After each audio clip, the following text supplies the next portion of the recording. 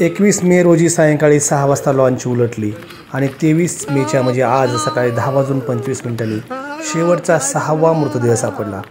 उजनीच्या नदीपात्रात घडलेल्या दुर्दैवी घटनेचं बचावकार्य 39 तासानंतर संपलं. उरलं ते अख्खं कुटुंब संपल्याच्या खाणाखुणा.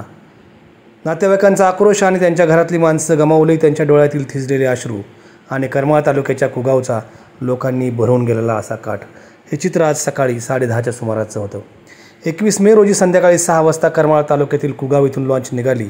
अवघ्या काही मिनिटातच अचानक वादळी वाऱ्याची सुरुवात झाली. लाटा उसळू लागल्या. उसळणाऱ्या लाटा अगदी 6 फुटापर्यंत उंच वाढल्या आणि लॉन्च हेलकावे खाऊ लागली.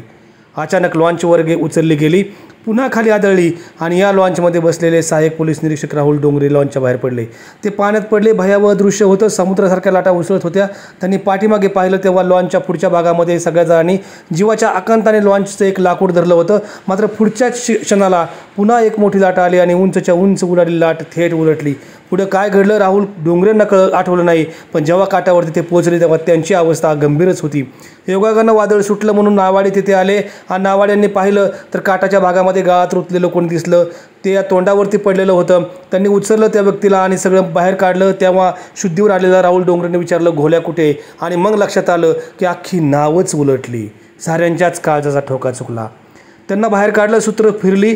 त्या वादळी वाऱ्यात आणि पावसात अनेक जणांनी नदीपात्राकडे धाव घेतली. या सगळ्यामध्ये गोकुळ म्हणजे कृष्णा दत्तात्रय जाधव, त्यांची पत्नी कोमल, 1.5 वर्षाचा शुभम, 3 वर्षाची माही, अख्खं कुटुंब या लॉन्चमध्ये होतं. अनुराज अवघडे उर्फ घोल्या आणि गौरव डोंगरे हे दोघेही लॉन्चमध्ये होते.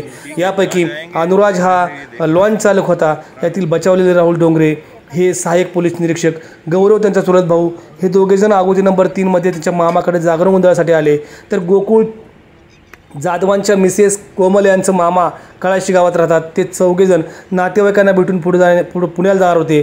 पण या साऱ्याच कुटुंबाचा दुर्दैवी अंत झाला. रात्री प्रचंड वारं आणि पाऊस असल्यानं मदतकार्य थांबलं. काल दिवसभर मदतकार्य सुरू होतं, परंतु कोणालाच काही हाती लागलं नाही. नातेवाईकही हताश झाले होते, हतबल झाले होते आणि त्यांचा संयम देखील सुटला होता. आज पहाटे मात्र पहिल्यांदा तिघेजण पाण्यावर तरंगताना दिसले. अनेकांच्या काळजाचा ठोका चुकला. त्यानंतर पुन्हा दोघेजण सापडले आणि शेवटचा मृतदेह सकाळी 10:25 आढळून आला. एक बचाव कार्य संपलं, पण अनेक प्रश्न मागे ठेवले आहेत. करमाळ्याच्या कुगाववरून इंदापूर तालुक्यात यायचं म्हटलं तर तब्बल 80 किलोमीटरचा फेरफटका मारावा लागतो. हे 80 किलोमीटर वाचवण्यासाठी उजनीच्या पलीकडच्या काठावरून अलीकडच्या काठावर सर्रास लोक येतात, तेही अशा लॉन्च आणि होड्यांच्या मदतीने. 2 वर्षापूर्वीच या बेकायदा लॉन्च बंद कराव्यात अशी मागणी सामाजिक कार्यकर्त्यांनी केली होती.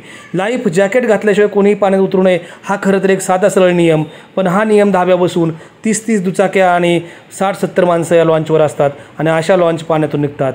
अवघ्या काही वेळातच इंदापुरात पोचण्याची आस असलेले लोक जीवाची पर्वा न करता अशा लॉन्चमध्ये बसतात आणि पुढे कधीतरी अशा घटना घडतात. त्यावेळी काळजात धस्त होतं. आता एवढं घडून गेल्यावर तरी खरोखरच लॉन्चद्वारे होणारा जीवघेणा प्रवास थांबवण्यासाठी प्रशासन खरोखरच काळजीपूर्वक काही करेल का? सापडलेल्या या 6 जणांचे मृतदेह NDRFने पलीकडच्या काठावर करमाळा तालुक्यात कुगावच्या काठावर नेले. ओळखी पटवल्या. तेथून करमाळ्याच्या उपजिल्हा रुग्णालयाकडे पंचनाम्यासाठी मृतदेह पाठवण्यात आले. तेव्हा हे थिजलेले अश्रू पुन्हा एकदा आक्रोश करू लागले. आमची माणसं कुठे आहेत? काय असं घडलं होतं? नियतीच्या मनात असं काय आलं की 1.5 आणि 2.5 वर्षाच्या पोरांची सुद्धा जीव संपले गेले? ज्यांना आयुष्य जगायचं होतं, ज्यांना जग पाहायचं होतं, त्यांनासुद्धा हे जग पाहता आलं नाही. अशा स्वरूपाचा हंबरडा या लोकांनी फोडला.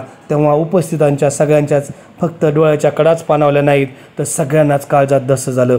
त्या ठिकाणी प्रत्येकजण आपलं कुटुंब समोर ठेवून अशी कल्पना करत होता, आपल्या बाबतीत असं घडलं असतं तर